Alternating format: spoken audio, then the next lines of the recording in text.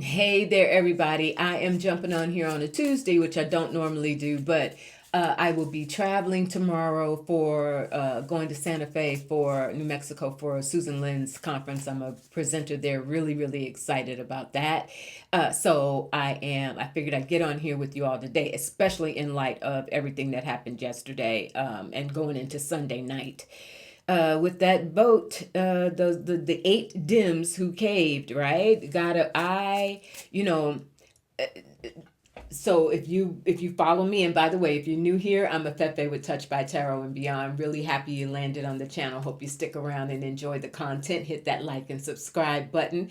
And for all of my regular folk who are back, my members, mwah, thank you very much for your support. Always, always. I never take it for granted. And thank you for getting the word out, helping the channel to grow. Thanks very much to Libby, who has sent people my way, and other respected readers on the platform.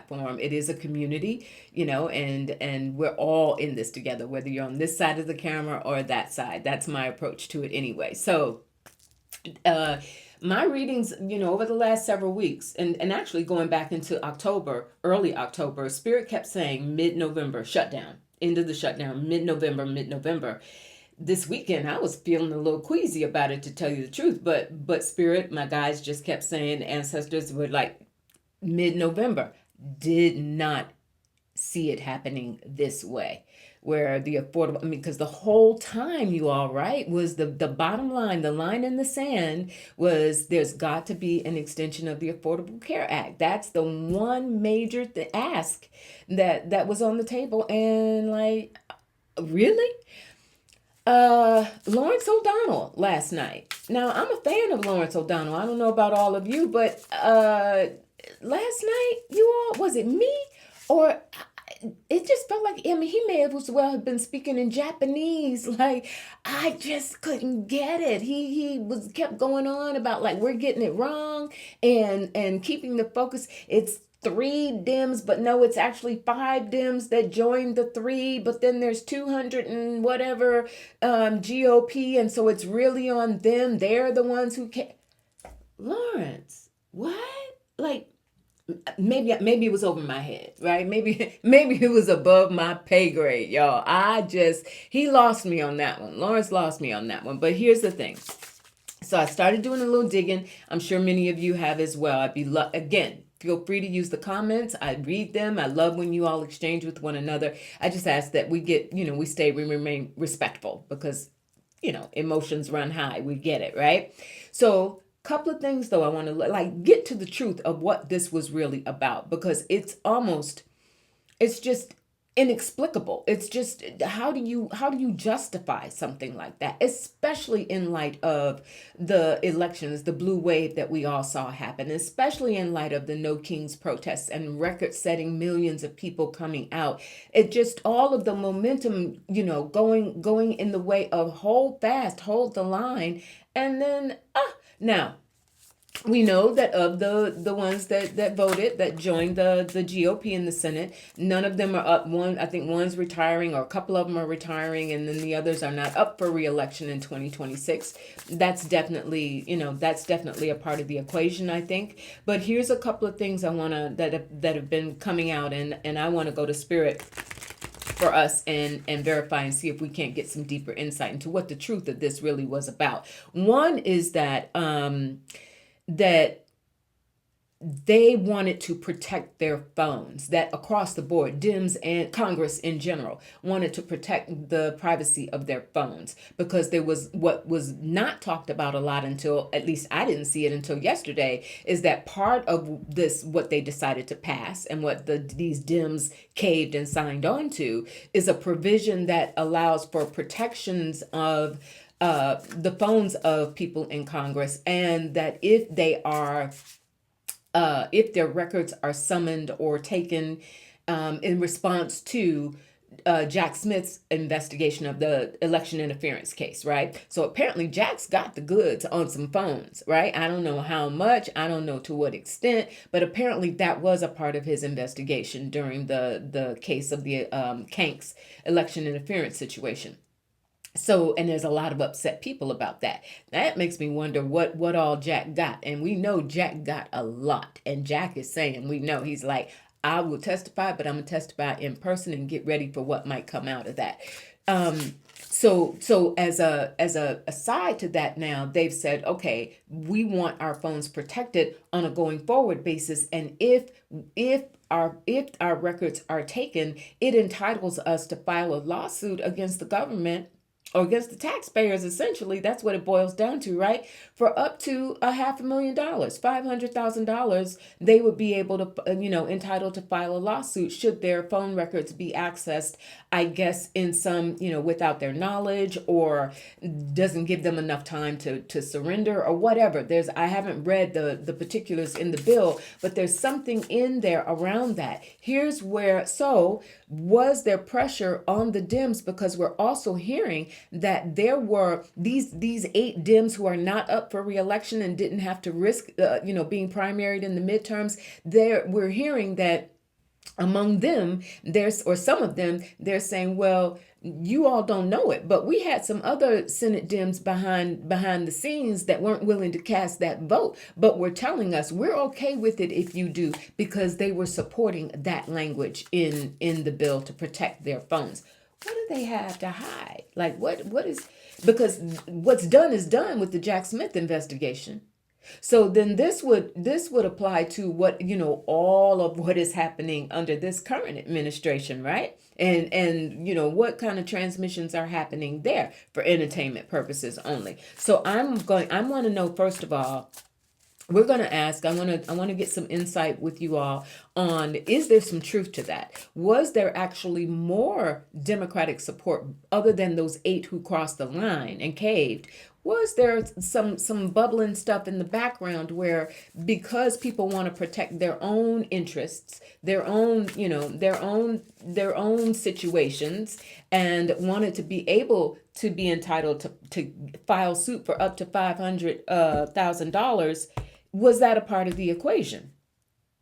And we have the 2 of Wands, focused forward, looking forward, looking to protect their interest. Spirit, specifically, was there additional Democratic support that we didn't hear about, even though they didn't cast their vote? Is that part of what prompted those 8 to go forward and join the GOP? 5 of Swords and the 8 of Cups. Not so much. And I'm really relieved to see that. There were some, but most of them, hands down, the majority of the Democratic senators were on like together in lockstep, right? So this wasn't some wholesale thing. I think this was, I can't remember who it was, but I saw a quote from them saying, I'm not going to give you specifics, but there were others who were behind the scenes joining us in this and supporting us voting this way.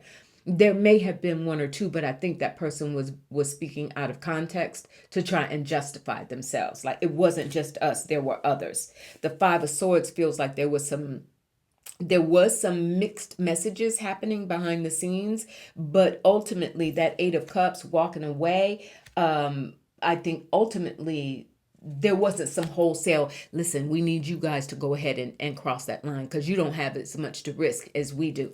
I'm not buying that. I don't think that was the case. That said, was this a major deal? Death. No, that's not it. That's not it. Okay, let's keep going.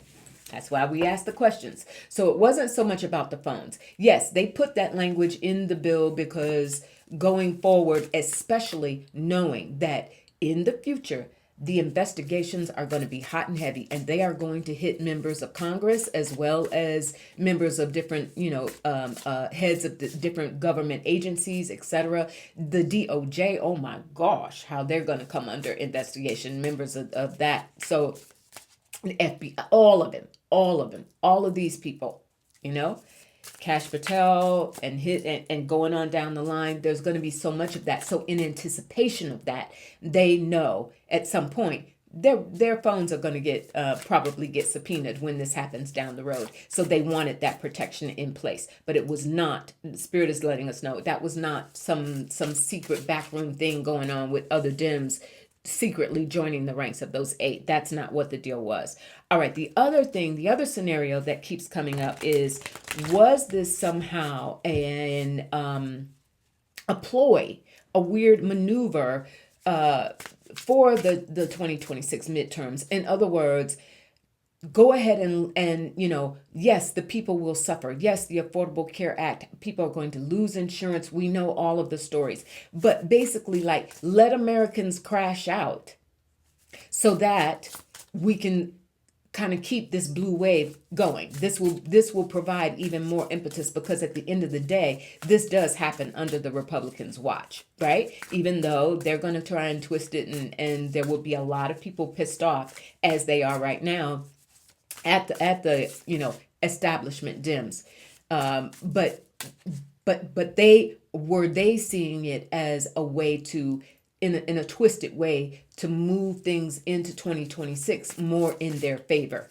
Was this, if people are that angry, suffering that badly, will even more of them then turn out and vote our way in the midterms? Was this basically a power grab, trying to make sure that they could remain in power and gain some seats next year? Was this a political ploy? Are they relying on the idea that voters are going to be even angrier with the Republicans? The 6 of Pentacles, yeah. The 9 of Cups, what they wanted to happen, yeah.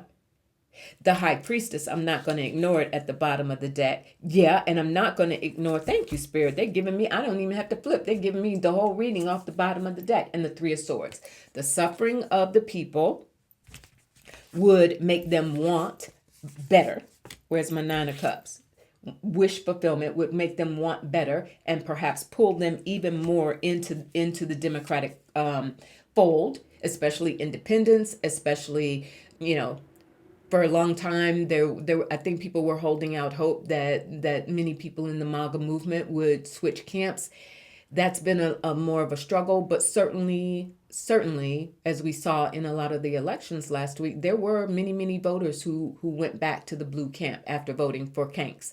So I think that's what this High Priestess is about. It was a sly way. The question is, was this sort of a sly way, a power move for them, thinking long term, people are going to suffer in the short term, but in the long term, we regain power? 6 of Pentacles. Give a little, take a little. Messed up. Either way. So was this more of a political preserving power? The Star. Okay. They saw it as, at the end of the day, this, even though we're going to look bad and we're going to face a lot of anger and be considered sellouts for casting our votes this way, at the end of the day, the Star moving forward and hope, this is towards the 2026 midterms. So they're looking at like this suffering. And I just heard, you've even heard many of them have said, there was no way out. There was no end to this. This was the GOP was not going to negotiate on the Affordable Care Act, no matter how long this shutdown dragged on. So by cutting it short, at the end, yeah, people are going to be devastated. It's gonna suck. But because it sucks, it strengthens our case and puts us back in power in 2026. That's what they're thinking. And the 7 of Swords, but they did it so deceptively. They just did it so deceptively. All right, I want to move on. Let's look at the Chariot. That's talk about moving on, right? Yeah, I'm getting hands down. They see this as ultimately, even though they're going to pay the price right now and get dogged out, rightfully so, they see this as ultimately being a push and gathering momentum for next year. Yeah, okay. Now, Chuck Schumer. We've been talking about him for a while. A lot of people have been talking about him for a while. that his days are numbered, and his ineffectiveness long before this, like this whole year. Really, what has Chuck Schumer really done this whole year? This whole year. Okay. So now we have some people even actively calling for his removal. Going back to Lawrence O'Donnell's spiel last night, that had me thinking, okay, maybe it's just too late and I need to go to sleep because it's not, it just wasn't registering. But one of the points that he made was in defense of Schumer, like who else would want that job right now? Like who else is gonna step up and take this on right now? Like he's in other words, like he's the best that we can get at this point, kind of, sort of, maybe. Was that the point? All right. Knight of Swords. Conversations being had. His goose is cooked. Chuck Schumer's goose is cooked. It was cooked before, but it's definitely cooked now. And I do believe, let's go ahead and ask, Spirit, is AOC gonna go ahead and make a run for that Senate seat in New York, for Chuck Schumer's Senate seat? Well, Alexandria Ocasio-Cortez, will she make a run for his seat? The Three of Wands, oh, I do think so. I do think so. Look, bags packed, ready to go, growing. Three of Wands being a card of growth and momentum. And he has definitely given her, he was already weak.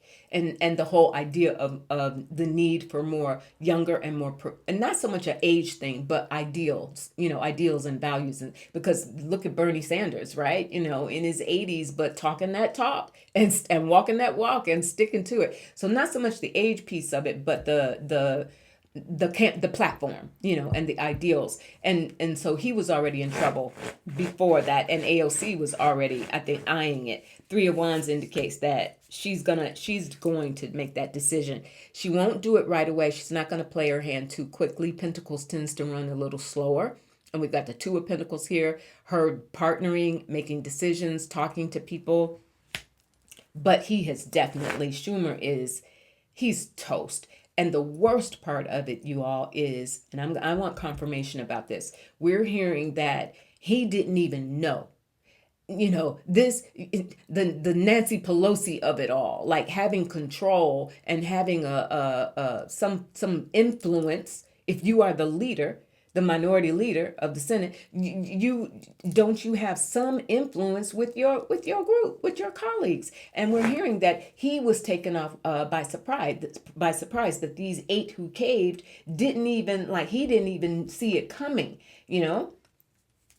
Spirit, is that true? Was he that out of touch with people? Is he being iced out and sort of out of the loop with a lot of people in his own caucus? He is the Empress. Now, I'll tell you who I think this might be. There has been talk, and she has been always vocal, is Elizabeth Warren. And to the extent that we're talking about who could, and the star. Spirit. Okay. So to the extent that the point, who would step into this position, who could have the influence, who is strong, who would stand firm and be willing to fight. Elizabeth Warren is right there. Spirit, are we going to see a move to push for Chuck Schumer to step down and Elizabeth Warren to move up, to move in? The Hermit. It ain't out of the question. He's definitely on an island by himself. No matter how long he remains in that position, Schumer's on an island by himself at this point. And the Chariot. Yeah. I think we're going to hear increasing calls, and his ability to be effective, his ability to maintain any level of influence and sway with Senate Democrats is toast. It's just toast. It's just toast. It's almost as if he has nowhere to go. Will we see Elizabeth Warren ascend as a result of that? Will we see more of her? The Four of Cups. She's got her fans, but she also has her detractors. We remember back in the day, we all would look at Elizabeth sometimes like, You didn't always know what might come out her mouth, but over the long haul, the long term, she's been a soldier. And the King of Wands, not sure who that is. Is that Chris Murphy? Is he in the mix? I don't know, but it almost looks like the tendency would be more running toward or moving toward a man. And the Three of Pentacles. So the idea is who working together, making a choice. So Elizabeth Warren has respect for sure, the experience for sure, the fight within her for sure, but maybe not as much support as someone else who might emerge. Really interesting. I'd love to hear your comments about who you think that might be. But the push to tell Chuck, dude, don't even bother to wait till next year, whenever your term is up. Don't even bother to wait, because we already know that's a done deal. Hope you're planning for your retirement now, because that's a done deal. You will not be reelected, but will you be removed is the issue, is the matter at hand. And I think there's a lot of momentum heading to really push him out. If he refuses to go, and he's kind of sort of seems like that type, his ability to do anything and move anything and hold any sway is absolutely diminished and almost out of there. Now, that said, another development as a result of this cave is, and Spirit said this, and many of you have as well, that groups like Indivisible and other groups that were in charge of and helped organize the No Kings protests, that we were going to see more from them, more directly in the political realm, not just organizing, not just on behalf of people and doing the protests nationwide, but candidates, building a new, more progressive Democratic Party, shifting the party, opening up channels for members of the party to be a new type of candidate and party to be heard. So we've already had, I think it was Ezra Klein, one of the co-founders of Indivisible, came out yesterday and said, okay, check. You want to do this? Now, Indivisible has a new mission politically to start moving in the primaries. You will see. So, Spirit, are we going to see more candidates that come out of or are sponsored by, supported by, amplified by the Indivisible and other big organizations like that? Because goodness knows, the contacts nationwide that they've built now as a result of the success of these protest marches, forget about it. Spirit, is Indivisible going to become a major player? Is Indivisible, as one organization, are they going to become a major player in primarying Dems, establishment Dems who are being ineffective, and moving in more progressive candidates? Are we going to see that organization use its reach more directly for political candidates? Oh, we will. Judgment at the bottom of the deck. Page of Pentacles, they're telling me don't ignore that as well.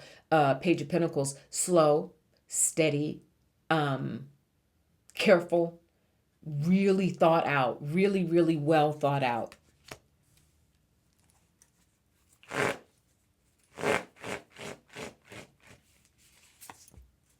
Knight of Wands, moving on it. And really tapping into a cross-section, young voters who we saw have not only turned out for the protest marches, but turned out in droves for the elections on November 4th.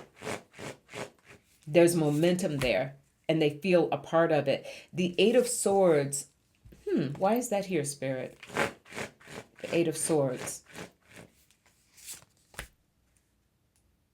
They've got to build the what's the word Spirit is giving me? The Indivisible. So they have a very strong infrastructure around organizing the protests, right? No kings, no problem. Like they could do another one next week, and I do think there's another one coming up. But that they've got that's like almost like a smooth operation now, right? They've got it all. They know what the kinks are. They know how to get the permits. They know how to protect people. They know how to get the messaging out. Really, really effective in that. Going to the next phase then of actually promoting, getting around, helping candidates, identifying candidates that are really really going to be solid. That's what that Eight of Swords is about. They want to make sure that they don't disperse or lose some of their influence, and so that Hangman is gathering steam. And I also think that's why we got that Page of Pentacles moving slowly on it.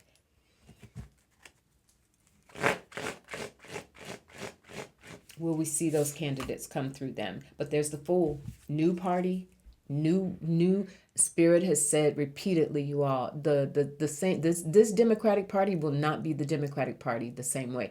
Just as the old Republican Party is not the Republican Party of the day. That party is gone. And it's been replaced by something I don't even know what to call it, right? We don't know what to call it. So yes. And this is also new player in the game, taking a risk, which is, a little bit of that Eight of Swords energy. It is stressful. They want to do it. They want to do it right. It is going to require a lot of resources. It's because it's a whole different mechanism. This is not big money doing this. This is more that grassroots approach. But there's the Fool. They're ready to do it. Be ready for it. Be ready for Indivisible. Be ready for candidates across the nation, especially in races next year where congressional races, where it has not gone, where the leaders, Democratic or Republican, are shown to not be effective or not to really meet this moment. Indivisible is going to be a major player in that. Just one organization. I don't want to make it sound like it's just them, but because I saw the remark from Ezra Klein come out yesterday. Ezra Levin. Not that jerk Ezra Klein at the New York Times. Take a sip of coffee on that one. I must need more caffeine.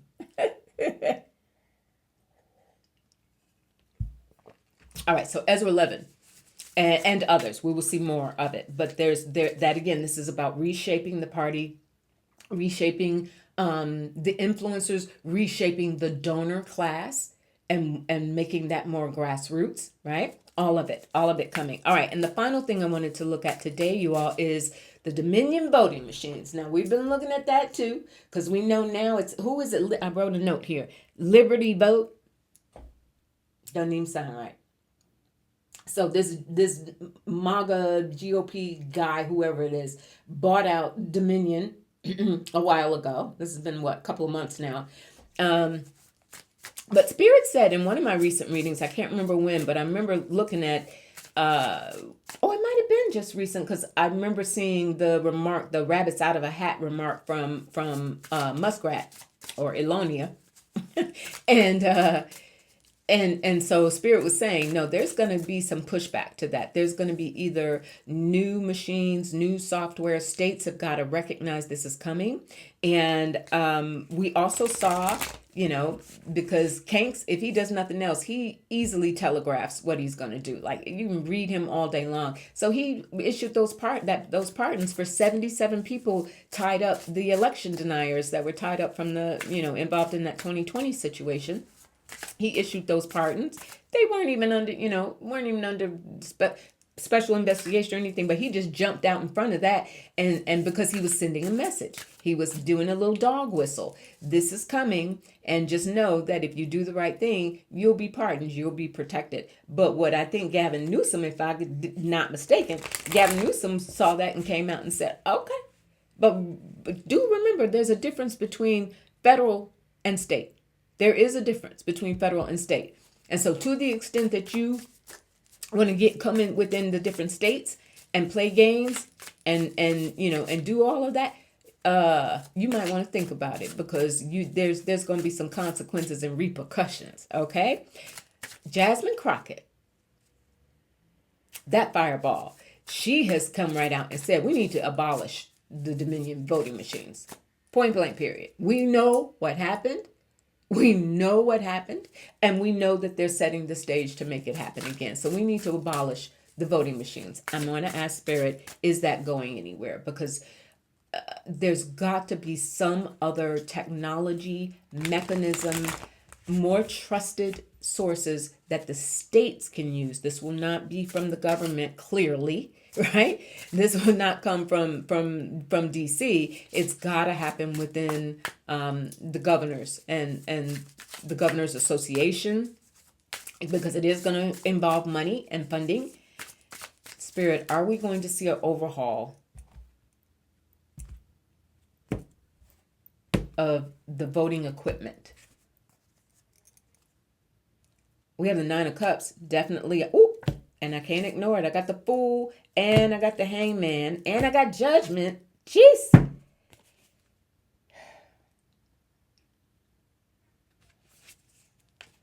Who's going to step forward? What machines currently exist or can be upfitted? Can be, I'm almost hearing leased, if necessary, instead of purchased. Because again, this would be a financial cost to the states. But there's the Fool, you all.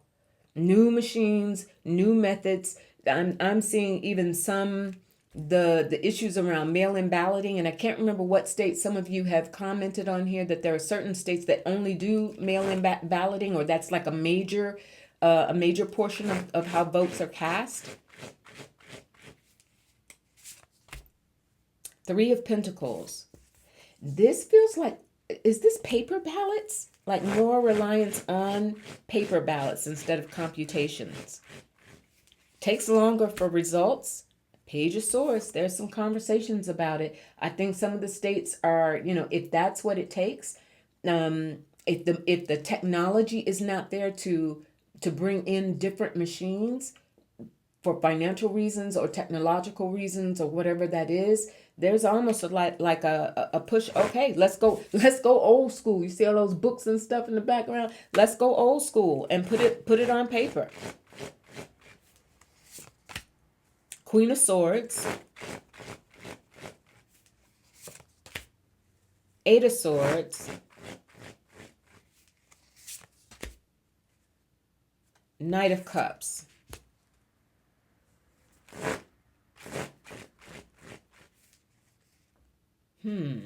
This is someone within his administration who's afraid that this is going to backfire.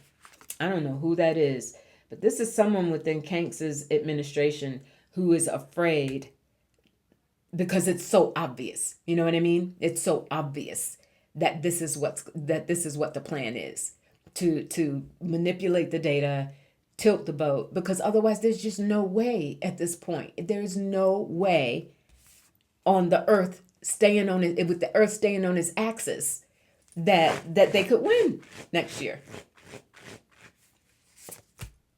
And there's the Eight of Wands.